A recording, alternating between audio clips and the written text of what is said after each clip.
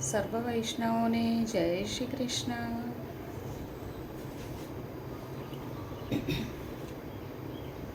પ્રભુ નંદ કુમારો મેં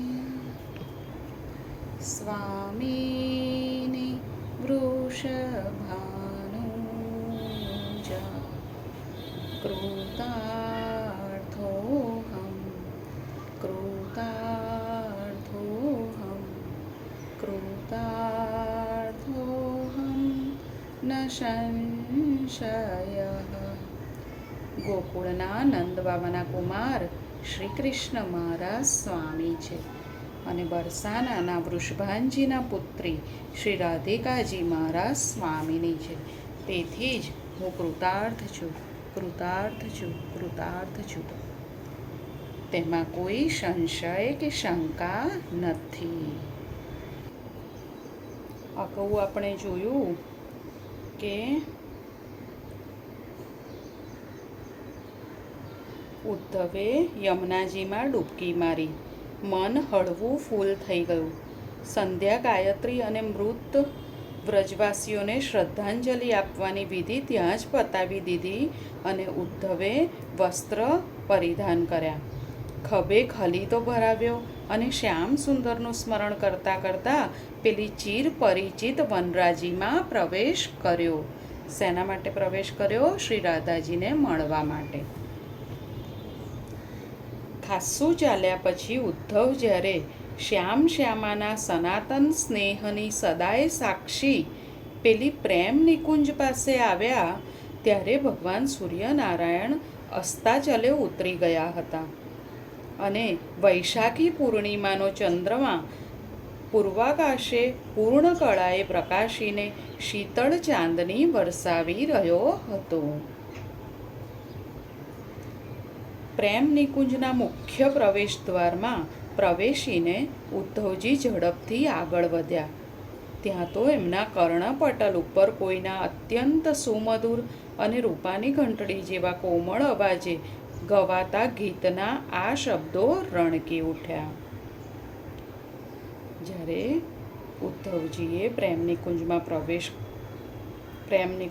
પ્રવેશ કર્યો અને ઝડપથી આગળ વધ્યા ત્યાં તેમને કોઈના સુમધુર ગવાતા ગીતના આ શબ્દો તેમને સંભળાયા. હવે આ કીર્તન છે તો એ આપણે લઈશું. કાના કાના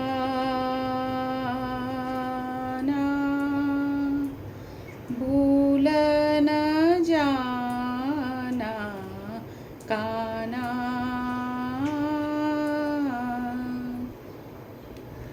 ભૂલ ન જાના કાના ઓ કાના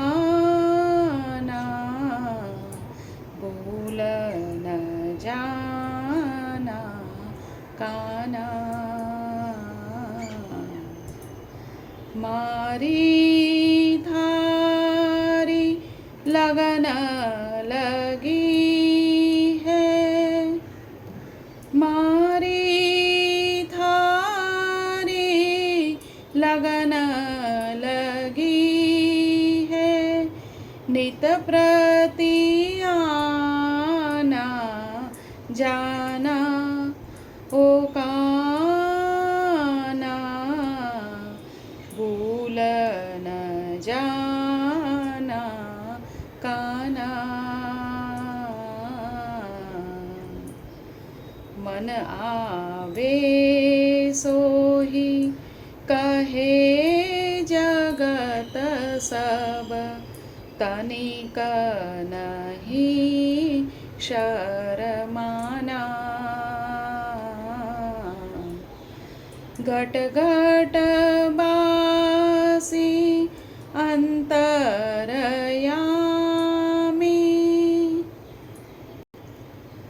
घट घट बासी अंतरयामी प्रेम का पंथ पहचाना प्रेम का पंथ पहिचाना ओ काना, भूल न जाना काना। मारो आंगन तुलसी का बरुआ, वाके हरे हरे पाना। सूरज समोही पूरी हमारी, सूरज समोही पूरी हमारी। चंदन पड़े ठिकाना ओ काना, भूल न जाना काना। जो थे मेरो गावन जानो, मारो घर बरसाना। मीरा के प्रभु लगन लगी है, मीरा के प्रभु लगन लगी है। लगे प्रेम का पाना, लगे प्रेम का पाना ओ काना, भूल न जाना काना, भूल न जाना काना ओ काना, भूल न जाना, भूल न जाना, भूल न जाना काना।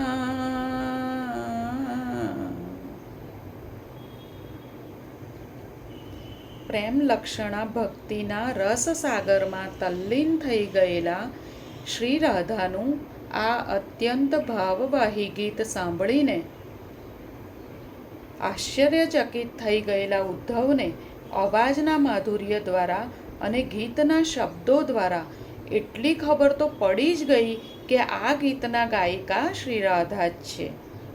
દર્શનની અત્યંત ઉત્કંઠાથી લગભગ દોટ મૂકીને ભીતરના લતા મંડપમાં પહોંચી ગયેલા ઉદ્ધવે અશ્વત્થ વૃક્ષની એક નીચી ડાળી પકડીને ત્રિભંગ મુદ્રામાં ઊભેલા શ્રી રાધિકાને જોયા. ઉદ્ધવજીએ અશ્વત્થ વૃક્ષની એક નીચી ડાળી પકડીને ત્રિભંગ મુદ્રામાં ઊભેલા શ્રી રાધિકાને જોયા અને જોતા વેત ઉદ્ધવ તો આશ્ચર્યના મહાસાગરમાં ગરકાવ થઈ ગયા.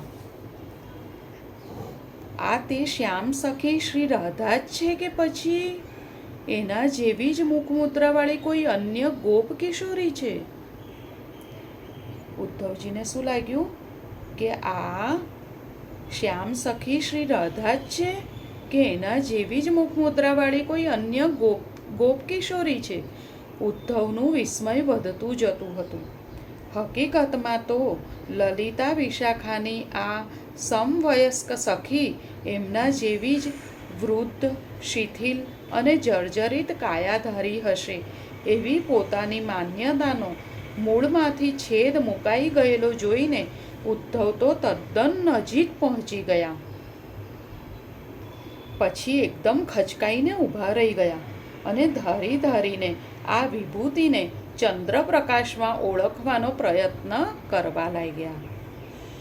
અરે, મુખારવિંદ પરથી તો સ્પષ્ટ પ્રતીત થાય છે કે આ સ્વયં રાધિકા જ છે. પરંતુ આ તે કેવું આશ્ચર્ય! સુંદર ગોપી વસ્ત્રો, દિવ્ય આભૂષણો, સુગંધિત પુષ્પમાળાઓ અને મગમગતો ચંદન લેપ, આ બધું તો વર્ષો પૂર્વે જેવું જોયેલું તેવું જ હજી આજે પણ શોભાયમાન છે. એટલું જ નહીં, શ્રી રાધા ખુદ પણ હજી એવા ને એવા ગોરા, રૂપાળા, પ્રફુલ્લિત, સશક્ત અને સ્ફૂર્તિમય જ ભાસે છે, જાણે નિત્ય કિશોરી પદનું શ્રી બ્રહ્માજીએ વરદાન પ્રદાન ન કર્યું હોય. જાણે નિત્ય કિશોરી પદનું એટલે હંમેશા કિશોર અવસ્થામાં જ રહે એવું, જાણે નિત્ય કિશોરી પદનું શ્રી બ્રહ્માજીએ વરદાન પ્રદાન ન કર્યું હોય. એમના અવાજનો રણકો હજી તો એવો ને એવો કોકિલકંઠી છે. ચહેરા પર ભોળપણથી લીપાયેલું પેલું નિર્દોષ સ્મિત હજી જરા પણ લોપાયું નથી.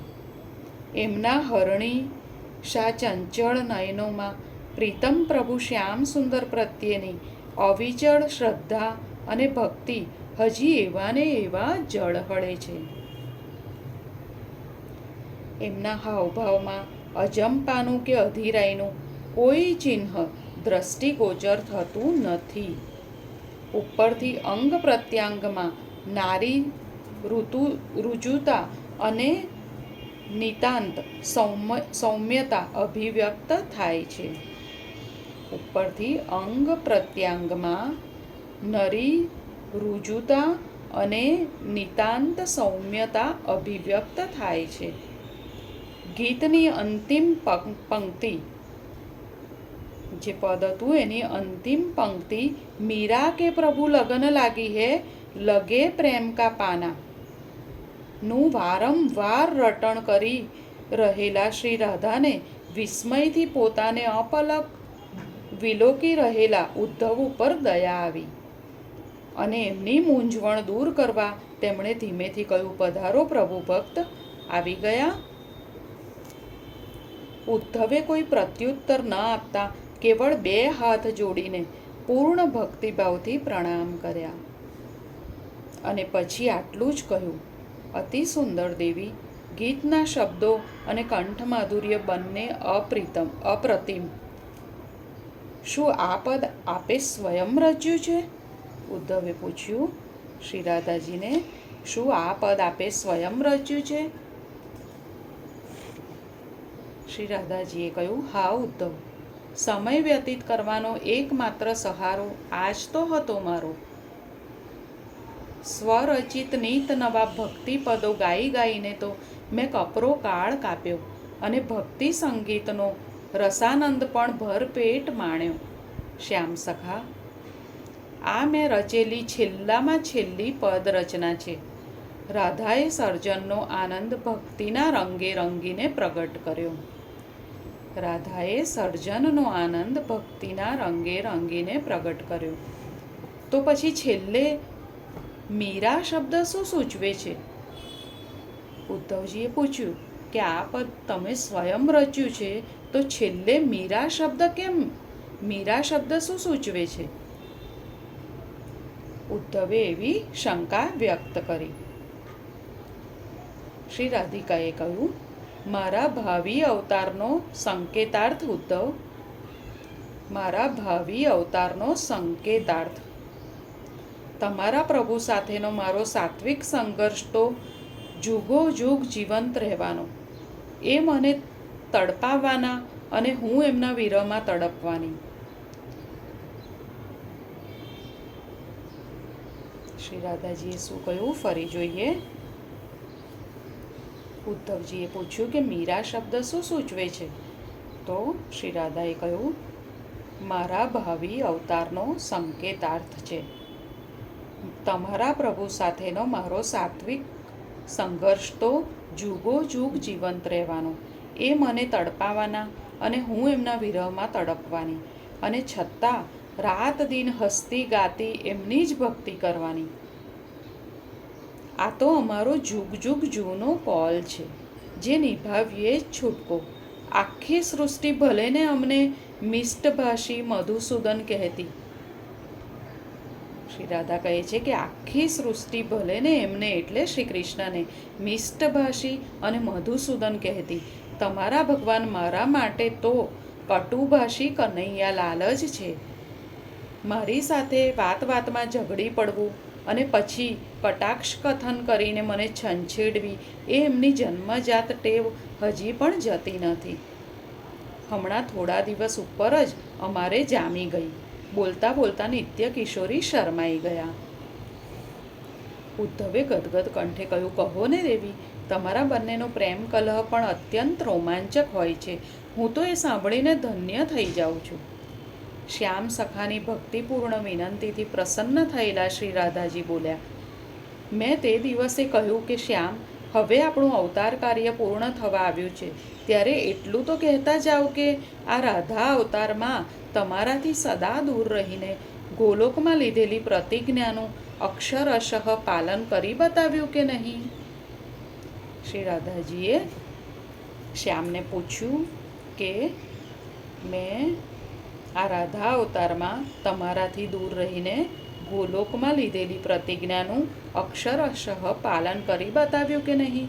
મનમાં તો નટખટ મારા ત્યાગ, તિતિક્ષા, સંયમ, સ્નેહ બરાબર જાણે છે અને બીજા આગળ એની ભારોભાર પ્રશંસા પણ કરે છે, પરંતુ મારા મોઢે મારા વખાણ કરે તો શ્રી કૃષ્ણ શેના? અને હું પણ બરાબર સમજું છું કે વાંકા બોલા વનમાળીને મારું ખીજાયેલું, રીસાયેલું રૂપ જોવાથી અધિક આનંદ પ્રાપ્ત થાય છે, એટલે એ મને ખીજવવા માટે જ બોલ્યા. એમાં શું મોટી ધાડ મારી? એકાદ દાયકો તો મારી સાથે સદેહે આનંદ ભોગવ્યો ને, અને વળી હું સ્વયં આ ધરતી પર સદેહે તારી હયાતીમાં વિચરી રહ્યો છું એટલું આશ્વાસન તો જિંદગીભર રહ્યું ને. આવો દૈહિક વિરહ તો આ દેશની કેટલીય વિધવાઓ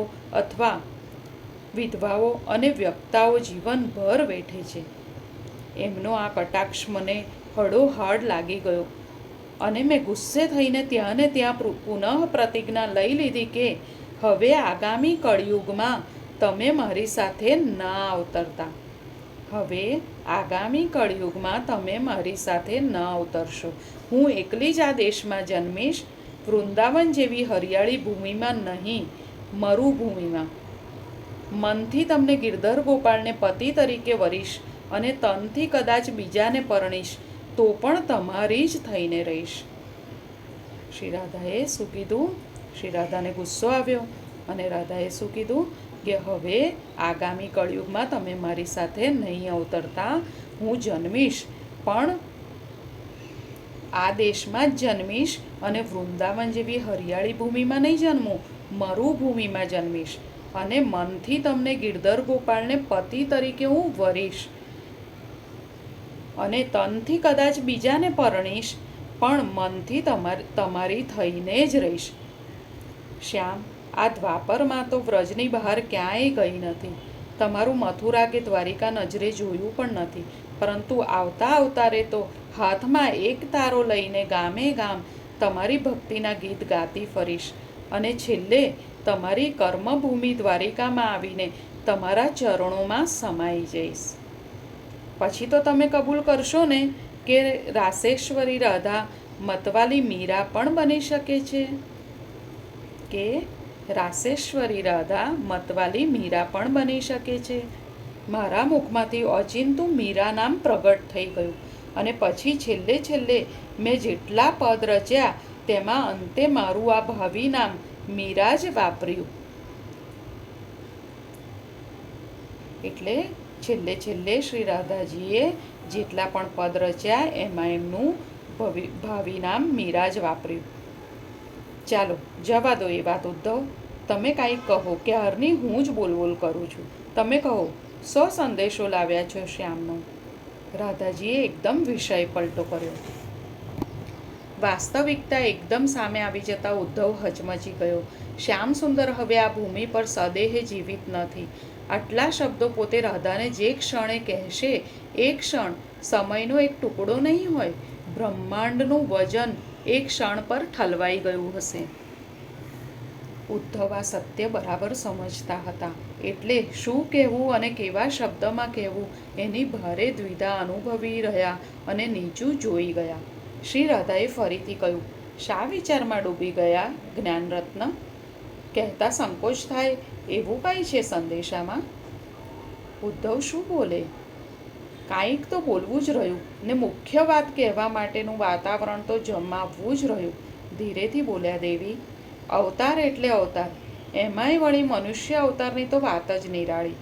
ઈશ્વરે અવતાર લીધો હોય કે પુણ્યાત્માએ, એને માનવ દેહની મર્યાદાઓ તો નડવાની જ. જન્મ, જરા અને મૃત્યુ, આધિ, વ્યાધિ અને ઉપાધિ, એના વિનાનું માનવ જીવન અસંભવિત. પછી એ સ્વયં પરમાત્મા હોય કે જીવાત્મા. ઉદ્ધવે તત્વજ્ઞાનનો આશરો લઈને ભૂમિકા બાંધવાનો મરણિયો પ્રયાસ કર્યો. પણ એમને ક્યાં ખબર હતી કે મૃત્યુંજયી દેવી રાધિકા સ્વયં એમની કસોટી કરી રહ્યા હતા. ઉદ્ધવના નર્યા તત્વજ્ઞાનને વાસ્તવિક ભક્તિ જ્ઞાનથી સમજી પણ પરાજિત કરવું પડશે એવું મનમાં વિચારીને શ્રી રાધાજી બોલ્યા.